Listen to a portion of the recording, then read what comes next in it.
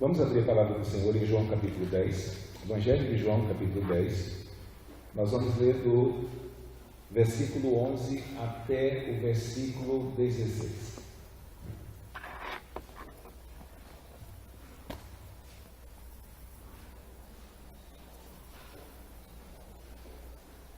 Vamos ler a partir do 9. Vamos relembrar aquilo que meditamos na semana passada, de maneira introdutória e básica, porque o que nós temos no 9 e 10 é o contraste daquilo que nós vamos aprender hoje com a palavra de Deus. É o contrário. Então, João capítulo 10, a partir do versículo 9, Jesus diz, ou a partir do verso 10, o ladrão vem senão para roubar, matar e destruir. Eu vim para que tenham vida e a tenham em abundância. Eu sou o bom pastor. O bom pastor dá a vida pelas ovelhas, mas o mercenário e o que não é pastor, de quem não são as ovelhas, vê vir o lobo e deixa as ovelhas e foge, e o lobo as arrebata e dispersa. Ora, o mercenário foge porque é mercenário e não tem cuidado das ovelhas. Eu sou o bom pastor e conheço as minhas ovelhas, e das minhas ovelhas sou conhecido. Assim como o Pai me conhece a mim, também eu conheço o Pai e dou a minha vida pelas ovelhas. Ainda tenho outras ovelhas que não são deste aprisco. Também me convém agregar essas. Elas ouvirão a minha voz e haverá um rebanho e um pastor. Vamos orar. Pai amado, nós queremos colocar a nossa vida diante de Ti nessa noite. Diante da Tua palavra, Senhor, que é lâmpada para os nossos pés e luz para o nosso caminho. A Tua palavra que é um instrumento, Senhor, utilizado pelo Teu Santo Espírito para transformar, Senhor, para santificar a nossa vida. A Tua palavra, Senhor, que através do conhecimento dela nos liberta, Senhor, da nossa condição de trevas, Senhor, fazendo com que a luz brilhe na escuridão e nós enxerguemos melhor o caminho que devemos andar. Por isso, nessa noite, que o Senhor venha ser com a minha vida, nessa noite que o Senhor venha ser com a vida dos Teus filhos e filhas que estão aqui, e de maneira especial pela Tua palavra, o Senhor venha nos alcançar, pela Tua palavra, o Senhor venha nos abençoar. Nós assim te pedimos e te pedimos em nome de Jesus. Amém. Quando nós pensamos no texto desse que nós acabamos de ler, basicamente pelo contexto dos últimos capítulos, Jesus está debatendo com os judeus da sua época, mais especificamente com os fariseus e com aqueles que estavam imbuídos de autoridade de guiar o povo de Deus nos caminhos que Deus havia estabelecido. Infelizmente, no decurso dos anos, a lei, ao invés de se tornar um guia ou um aio, como Paulo assim o diz na carta aos Gálatas, ela se tornou um laço para os judeus e um motivo de perdição. Por qual motivo? Esse laço conseguiu simplesmente tirar o povo de Deus do Antigo Testamento do caminho. O laço foi a má compreensão do propósito dos mandamentos que Deus deu.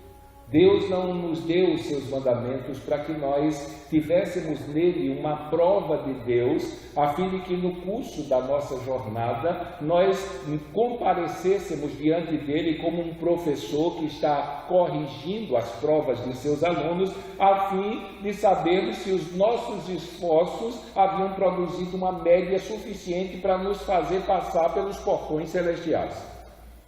Então, à medida que o tempo foi passando, infelizmente, o coração dos judeus se inclinou a acreditar que neles havia condições suficientes para levá-los a obedecer a lei a tal ponto que Deus os justificaria por isso. E aqui, eles ensinaram por décadas isso ao povo, fazendo com que aqueles que no Antigo Testamento eram comparados e chamados de rebanho de Deus, tendo o Deus Criador de todas as coisas, o Deus Altíssimo como seu bom pastor, se desviassem do caminho e não encontrassem mais o caminho para o aprisco do Senhor. Jesus vem e se levanta no meio dos judeus como aquele, como ele mesmo disse, se apresentando como a luz do mundo, ou aquele que veio enviado por Deus para falar as palavras de Deus. Ele veio como aquele que se tornaria o guia do rebanho de Deus para o aprisco de Deus, a fim de que eles pudessem viver com Deus eternamente. Então Jesus se apresenta como esse bom pastor. Lá no versículo 10 e 11, ele não usa o pronome direto, mas aqui hoje ele se apresenta, ele faz questão de dizer que esse bom pastor que foi enviado por Deus para guiar as ovelhas de Deus ao aprisco de Deus, esse é ele mesmo. Só que Jesus ele dá um alerta, e esse alerta nós observamos durante todo o curso das Escrituras. O apóstolo Paulo, quando se reúne com os presbíteros de Mileto, lá em Éfeso, para dar conselhos a ele acerca de como eles deveriam cuidar do rebanho que o Espírito Santo os havia constituído bispos. Eles haviam sido colocados para apacentar o rebanho de Deus que ele comprou com seu próprio sangue. Paulo diz que ele fez aquela reunião e ele deu todos aqueles conselhos, porque ele sabia que depois que ele saísse, lobos vorazes iriam perseguir o rebanho. Lobos que vinham de fora e lobos que estavam vestidos de ovelha dentro. Então Jesus Cristo se levanta como o bom pastor que veio proteger as ovelhas de Deus, mais especificamente dentro desse primeiro plano, que faziam parte da nação judaica, dos lobos que haviam na nação. Ou ele vai usar o nome lobo, ele vai usar o nome em outra parte ladrões, mas na verdade ele está falando sobre aquela cúpula religiosa do judaísmo que havia simplesmente impedido que o povo de Deus conhecesse o caminho por seus ensinos errados e suas condutas erradas, que o diga os 7 ais que nós encontramos em Mateus 23 contra eles. Então, quando Jesus fala desse ladrão que veio para roubar, matar e destruir, ele está falando daqueles que vieram antes deles para ensinar o caminho do aprisco de Deus para as ovelhas de Deus que estavam andando errantes como ovelhas que não tinham pastor. Então ele se volta para essa liderança judaica e simplesmente diz para essa liderança que se algum judeu tiver aspiração de entrar no reino de Deus, ele é o pastor que conduz e ele é a porta por onde as ovelhas entram. Só que a conduta de Jesus aqui, ela deve ser observada como um exemplo, porque ele diz que o propósito maior da vida dele era dar a vida a fim de que as ovelhas pudessem entrar no aprisco de Deus. E ele já estava fazendo alusão à sua morte como sacrifício por essas ovelhas. Então, um pecador judeu, ele só poderia entrar nos céus se fosse por intermédio de Cristo. Ele só poderia se tornar ovelha de Deus se fosse por intermédio da morte do pastor.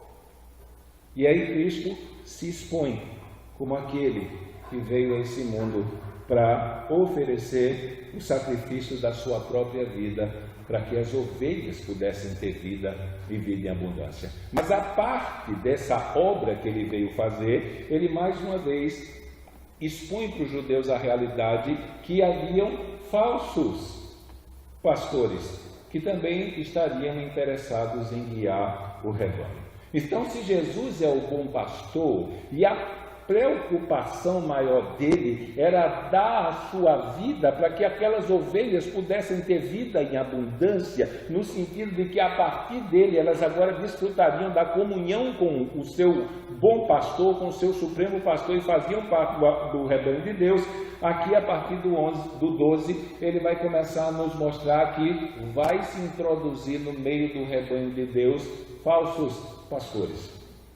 E ele vai começar a nos dar dicas acerca de como nós identificarmos esses falsos pastores que se inserem no meio do povo de Deus. E como consequência disso, por tabela, ele começa a nos mostrar também que é possível se infiltrar no meio do povo de Deus falsas ovelhas.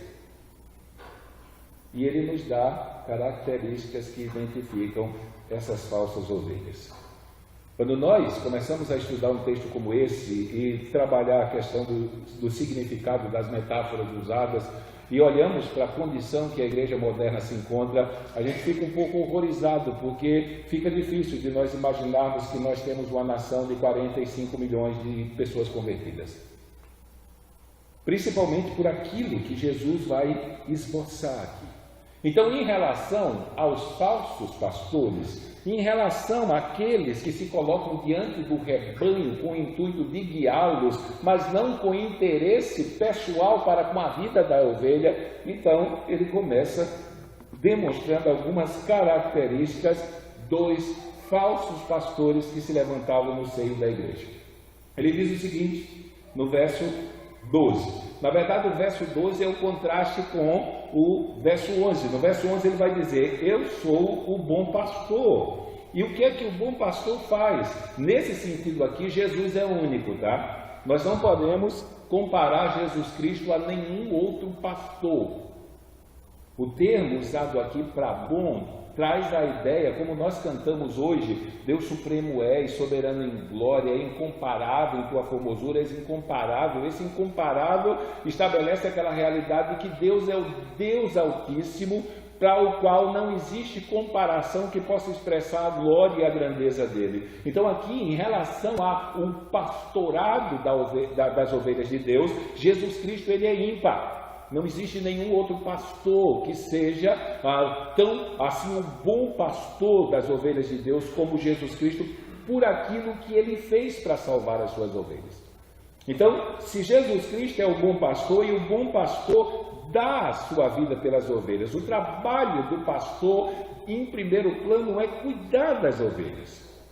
Só que a parte desse pastor que devotava a sua vida no reino de Israel, no meio do povo hebreu, pastor não era uma profissão direta. Pastor era considerado uma vocação. A pessoa precisava ser vocacionada para trabalhar com ovelha e com rebanho. Principalmente porque não era aquele emprego de verão para ganhar dinheiro. Você não poderia se tornar um pastor por temporada.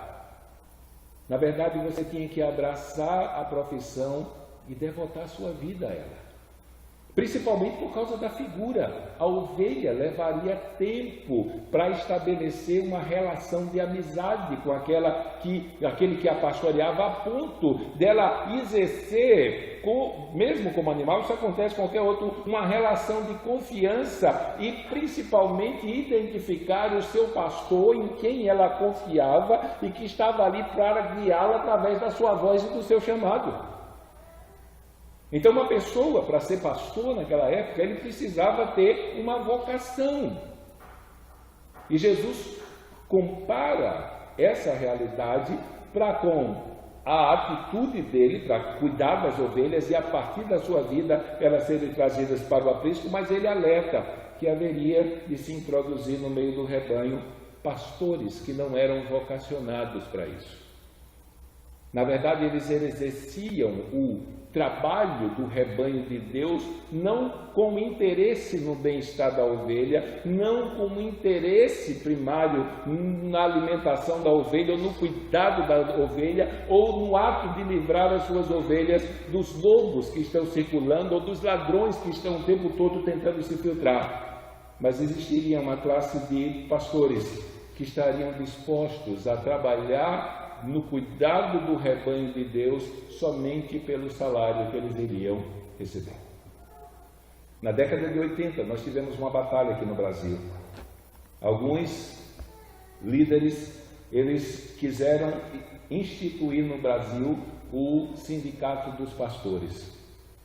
Década de 80, 90, esse processo ele caminhou muito e foi uma luta da classe pastoral para tentar impedir que isso acontecesse. Imagine, a igreja ficar sem pastor, para contratar um pastor tinha que ir para o sindicato.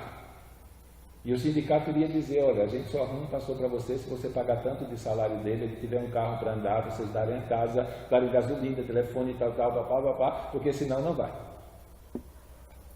Fora do Brasil já existe esse tipo de condição.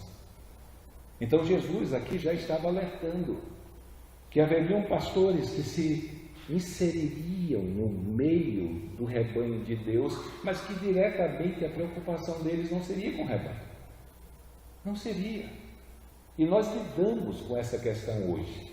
Pastores que trabalham no ministério porque eles precisam do salário. E pastores que estão desesperados e deprimidos na vida porque ficaram sem igreja e não têm salário.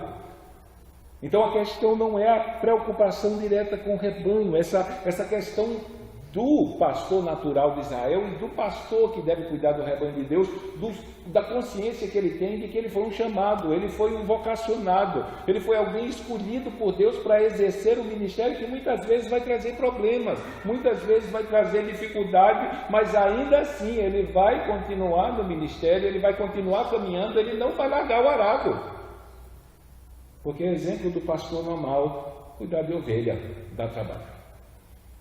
Então, quando nós vemos essa inclinação voltada para a questão do dinheiro, da satisfação pessoal, da realização dos sonhos pessoais, se utilizando do rebanho de Deus, isso é um problema muito sério. Os judeus estavam fazendo isso.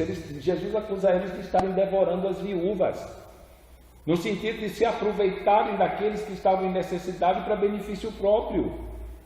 A casta do sacerdócio judaico, que era a casta da sociedade mais alta, eles eram os ricos, porque eles tanto perseguiram Paulo no Império Romano, a fim de tentar impedir que qualquer tipo de confusão por causa do Evangelho acontecesse, porque eles tinham acordos de paz assim, com as autoridades romanas, e se de alguma maneira o cristianismo causasse algum problema, e como as lideranças romanas viam o cristianismo como uma seita do judaísmo, aquilo poderia trazer problemas para eles e eles perderem o status quo em que eles viviam socialmente, financeiramente e materialmente.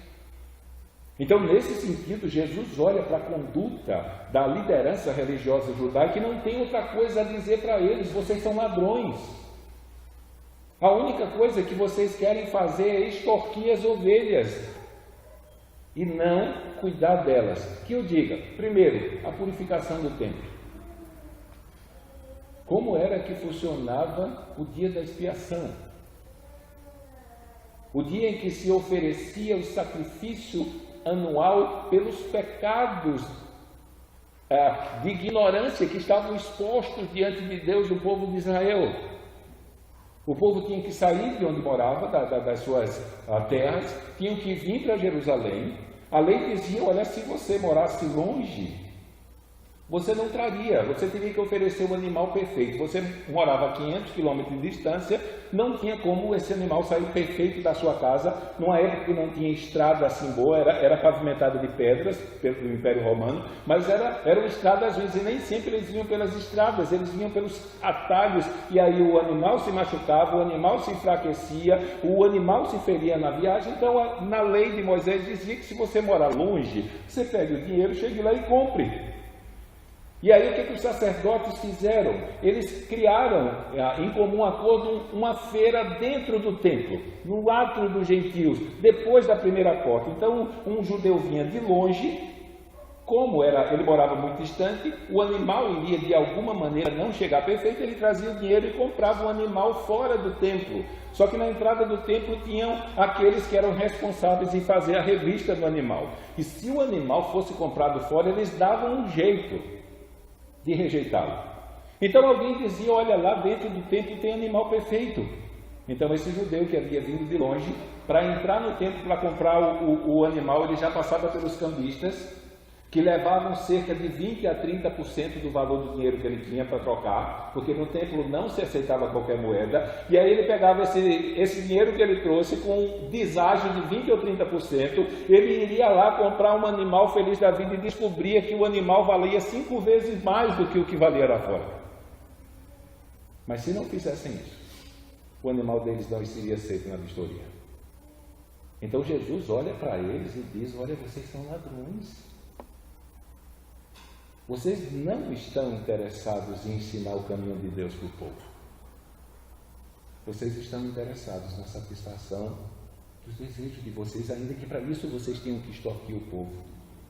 E agora ele aqui diz, vocês são assalariados, que não trabalham porque foram chamados por Deus para exercer o ministério, mas vocês trabalham porque estão interessados no salário que vocês vão ganhar. E aí, quando o interesse é na pessoa e no pastor e não nas ovelhas, se a coisa ficar difícil, ele vai dar um beijinho, tchau, tchau, como era dito antigamente, e vai embora. Se de alguma maneira ele se sentir encurralado ou correndo perigo no que está fazendo, ele vai abandonar as ovelhas e vai embora. Porque ele não segue os passos daquele que veio e deu a vida e se sacrificou pelas ovelhas do rebanho.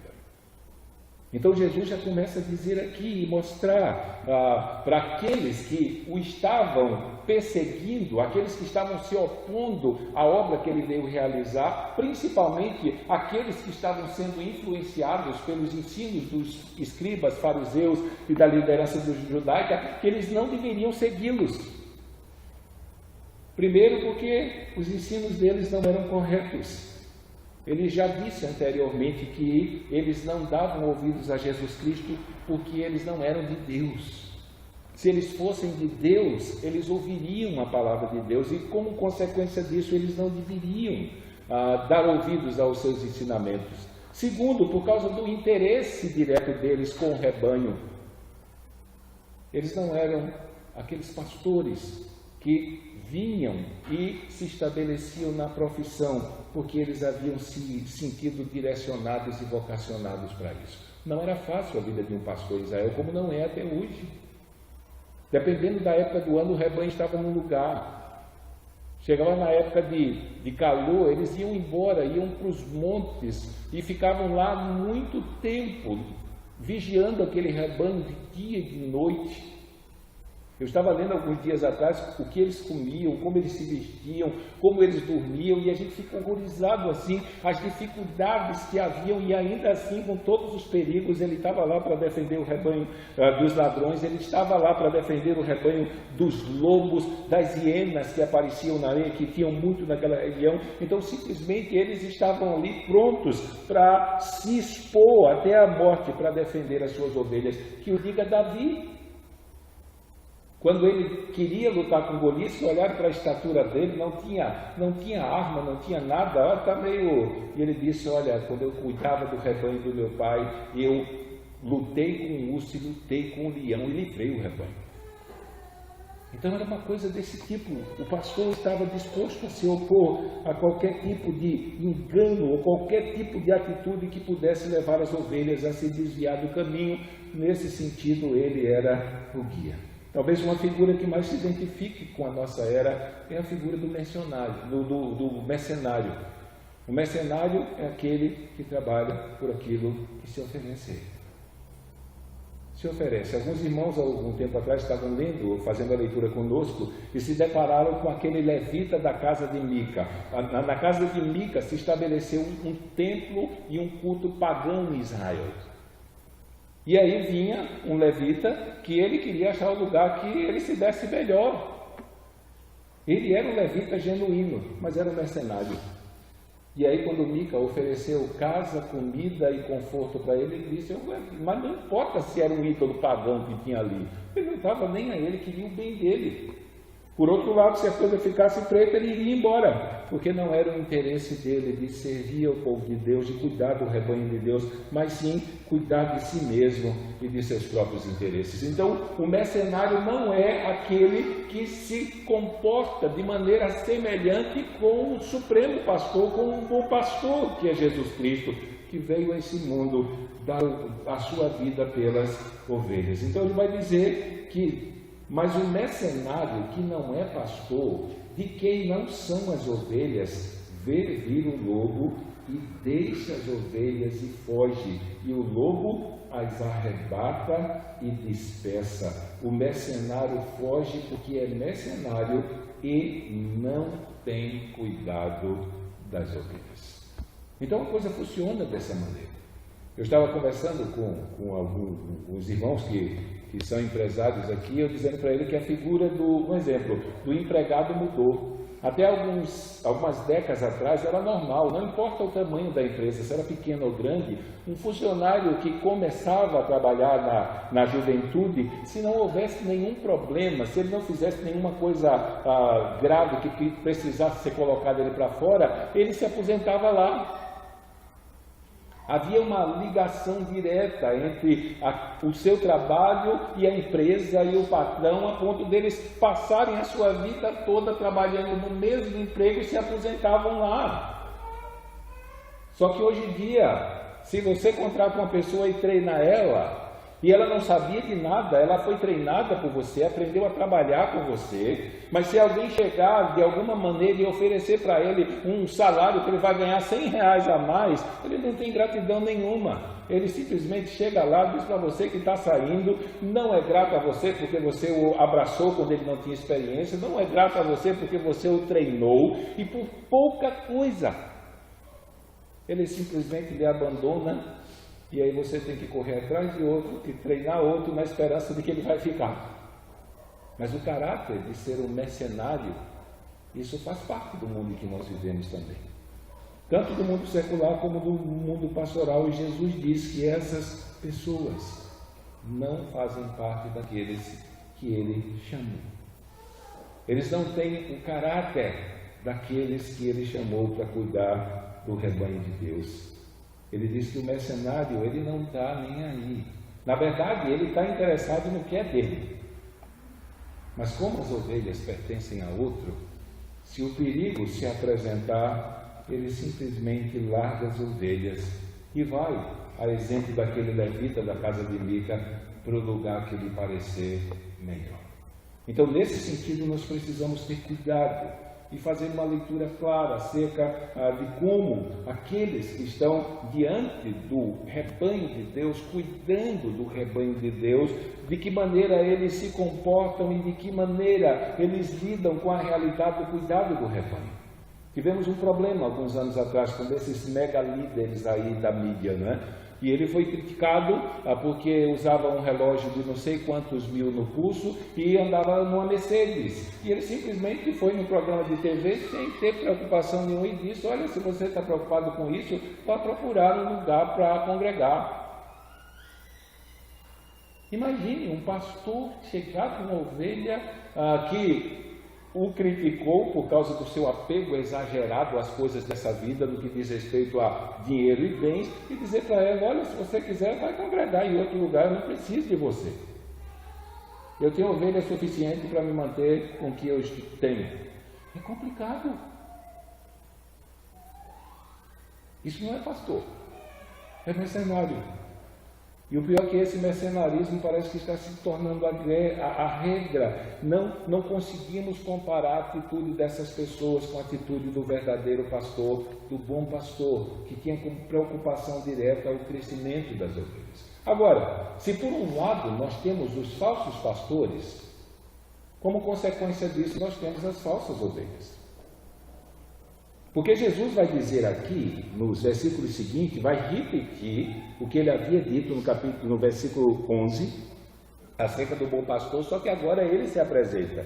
E ele vai dizer o seguinte: eu sou o bom pastor, versículo 14, e conheço as minhas ovelhas, e das minhas ovelhas sou conhecido. E ele vai dizer lá no verso 16: ainda tenho outras ovelhas que não são desse aprisco, também me convém agregar essas, e elas ouvirão a minha voz. Então, nesse sentido, se nós temos, entre aspas, falsos pastores, se temos ladrões e temos mercenários, e temos, entre aspas, ovelhas seguindo esses, isso traz um problema sério. Porque Jesus mais adiante vai dizer que elas não ouvem a estranhos.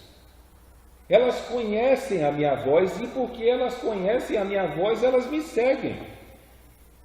Paulo vai dizer que se existe falso pastor, é porque existe falsa ovelha. Lá na sua carta a Timóteo, no capítulo 4 de 2 Timóteo, ele vai dizer para Timóteo: olha, haverá tempo em que não suportarão a sã doutrina, mas tendo comichão dos ouvidos, amontoarão a si mestres, para si mestres segundo as suas próprias concupiscências, e desviarão os ouvidos da verdade, entregando-se às fábulas. Ou seja, futuramente vai se levantar no meio da igreja uma geração de ovelhas, que elas estarão interessadas em seguir pregadores que falam em nome de Deus o que elas querem ouvir, e pregam em nome de Deus o que elas querem receber, e prometem. Isso se tornou a marca da nossa era. Porque o que conhecemos de mega igreja, elas têm esse caráter. É pregado para elas o que elas querem ouvir, e é prometido em nome de Deus o que elas querem ter. Só que, via de regra, no meio da multidão, só que quem se dá bem são os mercenários, que ostentam uma vida luxuosa que nem os apóstolos, nem aqueles que foram chamados por Deus no passado tiveram. É complicado lidar com isso. Então, seguir esses falsos, seguir os ladrões e seguir os mercenários é uma característica de falsas ovelhas. Elas não são ovelhas do aprisco. Por que nós dizemos isso? Porque Jesus anteriormente disse que os judeus não eram ovelhas dele porque não ouviam a sua voz. E ele disse: quem é de Deus ouve as palavras de Deus. E ele vai dizer mais aqui adiante que eles não ouvem ele porque eles não são ovelhas dele. Eles não fazem parte do seu aprisco. Ele vai dizer no verso 26, que nós vamos trabalhar daqui a algumas semanas: mas vós não credes, porque não sois minhas ovelhas, como já vos tenho dito. Então é uma coisa complicada nós lidarmos por isso, porque a Bíblia é bem enfática: se está seguindo o ladrão, se está seguindo o mercenário, é porque não é ovelha verdadeira. Porque a ovelha verdadeira, ela conhece a voz do pastor, e quando ela ouve, ela o sente. Paulo diz que muitos vão seguir esses falsos, não são poucos. E aí Timóteo poderia se sentir tentado a aliviar a pressão. É isso que infelizmente muitos líderes fazem em nome do crescimento. Eles amenizam o teor da pregação, eles podam Deus de sua santidade e justiça extremamente exigente. Eles omitem aquelas doutrinas que de alguma maneira vêm a trazer constrangimento e talvez dor aos seus ouvintes. E aí eles criam um novo cristianismo, que é falso. Porque se não é a voz do pastor que está sendo proclamada, então vai arrebanhar ovelhas falsas. Ou se formos olhar para a figura usada por Jesus, ao invés de chamar ovelha, vai chamar bode. E esses bodes vão passar a vida toda pensando que são ovelhas, e vão ter a decepção de no fim da caminhada descobrir que foram parar no lago de fogo e não no paraíso. Porque simplesmente não ouviram a voz do bom pastor, que nos foi confiada mediante a pregação do Evangelho. É a voz dele chamando as suas verdadeiras ovelhas para o aprisco. Então, se temos falsos pastores, também temos falsas ovelhas. E as ovelhas falsas, elas vão seguir os ensinamentos dos pastores falsos. Elas vão dar ouvidos. Mais adiante, Jesus vai dizer que uma ovelha verdadeira, de maneira nenhuma, seguirá estranhos. Eu estava lendo uma história esses dias que eu quis saber como era que funcionava essa questão do pastoreio, e comecei a ler relatos de entrevistas e de pesquisas que foram feitas com os pastores de ovelhas para saber como a coisa funcionava. E uma me chamou a atenção, porque teve um pastor, ele estava pastoreando as ovelhas, e teve uma hora que ele levantou seu cajado lá, ele cantou um negócio lá, e as ovelhas saíram e seguiram ele. Era um barranco, ele tinha que subir, e algumas ovelhas tinham uma pastagem tão bonita, elas ficaram impressionadas com a pastagem e ficaram para trás. E aí ele subiu a rampa, desceu, quando não havia mais condições de vê-lo. Então o que aconteceu? Aquele que estava fazendo uma pesquisa pediu a uma pessoa para chamar as ovelhas que tinham ficado. E na hora que ele começa a chamar as ovelhas olham para um lado e olham para o outro, porque existe no meio delas uma ovelha guia, a que é mais experiente com a voz do pastor, e procura não ver, e ele disse que as ovelhas saíram correndo desesperadas, atrás do pastor e do resto do rebanho. Por que motivo? Porque era uma voz de um estranho que estava chamando elas. Então, nesse sentido, é uma realidade que nós precisamos levar em conta. A voz do Supremo Pastor chamando o seu povo é a mensagem do Evangelho. E aqueles que são ovelhas, vêm. Mas não para um Evangelho que se conforma, não para um Evangelho que se adequa, mas um Evangelho que chama para ser adequado. E pela obra da santificação chama para ser transformado. Deus começa a obra. Ele chama a ovelha para o aprisco. Quando ela chega no aprisco, o Supremo Pastor vai curar as suas feridas, vai tirar aqueles carrapis que estão grudados, e isso muitas vezes vai trazer dor, muitas vezes vai trazer inconveniências, mas uma ovelha verdadeira sabe que isso é necessário, ela sabe que isso faz parte da caminhada. Então aqui Jesus já deixa claro aquilo que os apóstolos perceberam. Quando nós estivermos lendo o Novo Testamento na leitura, se você está lendo, preste atenção em quantas vezes a Bíblia nos alerta contra falsos mestres, contra falsos pastores, contra falsos obreiros, contra falsos profetas. E eles não estavam fora, ele não está falando daqueles que serviam nas religiões pagãs. Ele estava falando de pessoas como instrumentos do diabo se introduzindo dentro da igreja para tentar enganar o rebanho, a fim de que o rebanho pudesse dar ouvidos para eles. E o alerta é: não dê, preste atenção, julgue, compare com a revelação de Deus aquilo que está sendo dito. João, na sua carta, diz que nós identificamos os anticristos pelo conteúdo doutrinário da sua pregação. Eles ensinavam que Jesus nunca teve um corpo físico real, que na verdade o mal está na matéria e o espírito é puro, então Jesus não podia ter um corpo, então o que eles viram foi um fantasma, ou foi algum tipo de substância etérea, assim, espiritual, mas não um corpo. E aí João começa a sua carta dizendo que as nossas mãos pegaram dele, não só vimos, mas nossas mãos pegaram. E aí ele diz: olha, se alguém, algum espírito, e a ideia é que eles identificassem quem era o espírito que estava dentro do pregador. Todo espírito que não confessa que Jesus não veio em carne, ele não é de Deus. Para combater aqueles falsos pregadores que estavam disseminando dentro da igreja a mentira de que Jesus nunca havia tido um corpo físico, e como consequência disso, porque o mal estava no corpo, quando morreu o corpo vai ser destruído, só a alma vai ser salva, e não importa o que você faça com o seu corpo, ele vai ficar para trás. Se você crê em Jesus Cristo, está tudo bem, tudo legal, você está salvo. Foi por causa dessa turma que Tiago escreveu a sua carta. Uma das cartas mais duras. Eu não sei se a mais dura é Gálatas ou Tiago, mas por força da construção dela ser semelhante ao Sermão do Monte, a de Tiago, ela é simplesmente duríssima, porque ele está tentando convencer os irmãos de que esse cristianismo vida boa não existe. Um cristianismo que não existe um padrão de normas e de exigências de Deus ao qual as ovelhas têm que se conformar. O cristianismo não é aquela religião que você vem esperando que as coisas sejam como você quer. Eu não posso vir para o cristianismo esperando que o cristianismo seja o que eu quero. Se eu sou ovelha e sou trazido, o próprio Espírito de Deus vai me conformando à vontade daquele e o padrão daquele que nos salvou. Então é um perigo hoje em dia. É um perigo mesmo, porque as ofertas estão aí.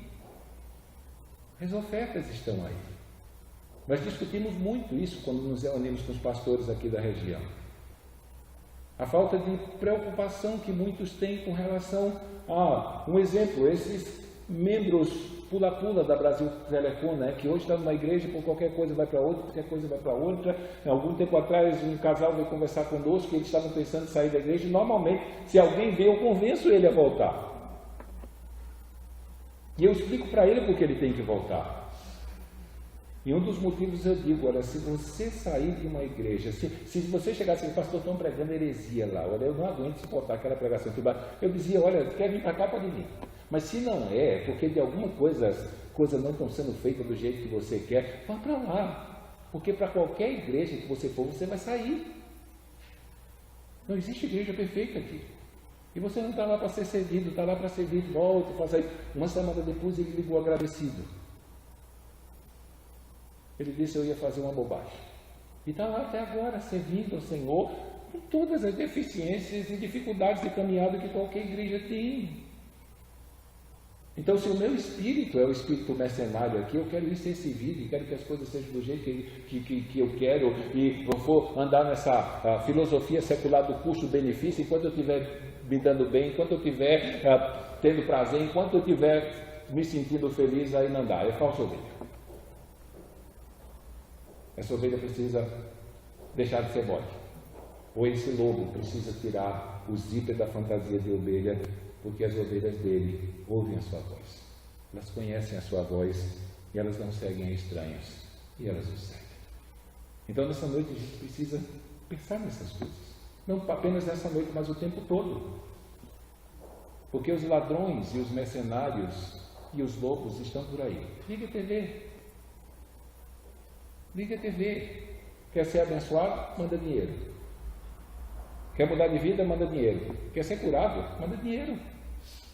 Quer ter o problema do casamento resolvido? Manda dinheiro na frente.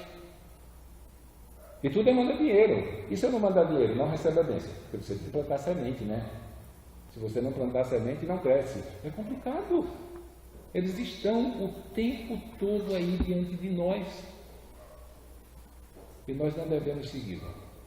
Às vezes a influência do mundo faz isso. A ganância no coração faz isso. Faz isso.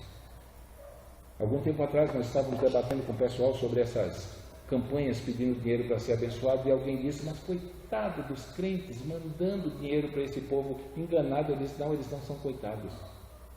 Eles são tão culpados como aqueles que estão se aproveitando deles para enriquecer. É a ganância deles que está fazendo isso. Eles são tão gananciosos como aqueles que os estão enganando. O problema do mercenário, o problema do ladrão aqui, a gente usa sempre o termo muito moderno daquele que pratica o conto do vigário e engana as pessoas, é que sempre tem pessoas ingênuas para cair. E nesse sentido, para ensino que não se adequa àquilo que Jesus estabeleceu, para um padrão de vida cristão que não é parecido com aquilo que a Bíblia ensina, nós simplesmente devemos nos opor. Nós devemos levantar uma barreira e não permitir, por mais que nós nos sintamos tentados, por mais que pareça bonito, por mais que pareça atraente, nós não vamos seguir. Porque nós não somos chamados para ser servidos no reino, mas nós somos chamados para servi-lo até o fim da nossa vida. E depois de passar dessa vida, para toda a eternidade. Então temos que ter cuidado com as propostas religiosas. Temos que ter cuidado com as mensagens que procuram apenas trazer afago ao nosso coração e não convencer a nossa alma da necessidade que nós temos de buscarmos a palavra do Senhor, de ouvirmos a palavra do Senhor, de pedirmos a Deus para nos adequar a essa palavra, porque no final de tudo e no final de todas as coisas, o que vai permanecer é a palavra de Deus e aqueles que fazem a vontade de Deus. Desfrutando da bem-aventurança, só isso. Então, qualquer coisa que me seja oferecido em termos de fé que não está de acordo com aquilo que Jesus ensinou, fez e estabeleceu, então, como é dito muito comumente hoje, eu estou fora. Então, ovelha, que é ovelha de verdade, ela conhece o bom pastor. Ovelha, que é ovelha de verdade, ela conhece a voz do Supremo Pastor, que é Jesus Cristo. Ovelha, que é ovelha de verdade, é conhecida por Ele, conhece a sua voz e vive numa relação de comunhão com Ele semelhante àquela que Ele vive com o Pai. Jesus Cristo vai dizer aqui. Então há uma relação de intimidade tão grande entre Jesus Cristo e suas ovelhas que elas vão segui-lo, e vão segui-lo, e vão confiar nele, e vão devotar a sua vida a Ele enquanto estiverem nesse mundo. E depois que partir desse mundo para o porvir, elas vão servi-lo para toda a eternidade. A questão é definir quem é o Senhor, quem é o guia e quem é a ovelha. Então eu quero que você cure a sua cabeça. E pense nisso. E ore sobre isso. Nem todo mundo que diz que é pastor é pastor. Nem todo mundo que diz que está falando em nome de Deus está falando em nome de Deus. Nem todo mundo que está falando, que está pregando o Evangelho de Deus, está pregando o Evangelho de Deus. E o que é que vai me ajudar? O que é que vai me impedir de ser enganado por esses e ser atraído por essas falsas ofertas? É eu conhecer a voz do meu bom pastor, que é Jesus Cristo. E essa voz do bom pastor, ele nos deixou escrita nesse livro. E é a partir dele que eu vou colocar o meu filtro. E só vou seguir aqueles que falam as palavras de Deus. Pai amado, nós queremos colocar a nossa vida diante de Ti. Não tem sido fácil, Senhor, viver num mundo em que as pessoas estão correndo atrás de eventos de doutrina, Senhor, que de alguma maneira prometam a ela aquilo que elas querem ter, que digam para elas aquilo que elas querem ouvir e não aquilo que a Tua palavra diz. Mas nós pedimos ao Senhor que nos ajude, Senhor, a termos como exemplo o Teu Filho. E se por sua perfeição e divindade for muito grande o exemplo dele para nós, que nós tenhamos como exemplo o apóstolo Paulo.